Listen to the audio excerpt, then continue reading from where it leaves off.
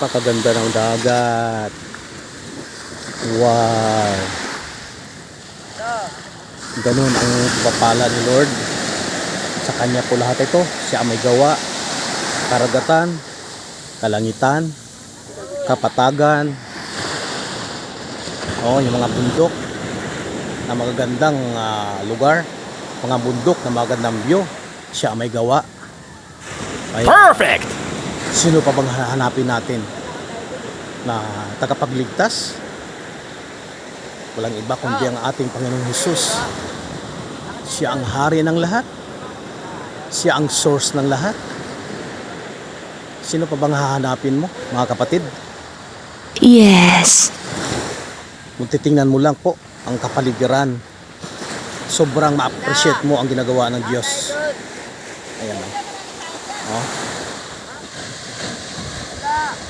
Wala makagawa na sino man dito sa buong mundo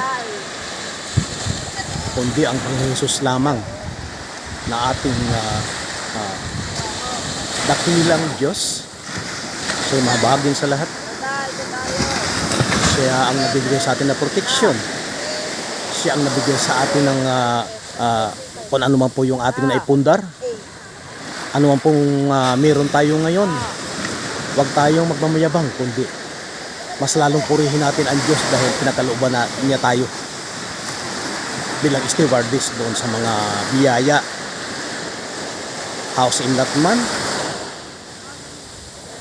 kotse man, sasakyan, magarang sasakyan, luxury car or mansion, dapat po natin i-appreciate po ito dahil pinakalooban ni Lord at pinakaloob sa atin. Hindi lahat ng tao po ay nakakaroon ng ganitong mga blessing. Sa totoo lang po, mayroon pa hong mga taong natutulog lang sa bangkita dahil po wala kakayanan. Siguro po, hindi rin po siguro nakapag-aaral, kaya ganoon na lang sila. Minsan po, namumulot lang ng pagkain. Ang tawag ay pagpag o sa mga Jollibee, sa mga gilid-gilid, mga restaurant. Pero salamat po sa mga blessing pagpapala. Pinagpapala pa rin kami ng Panginoon kasama ang ating buong pamilya na hindi kami humantong sa ganung sitwasyon. Kaya salamat Lord.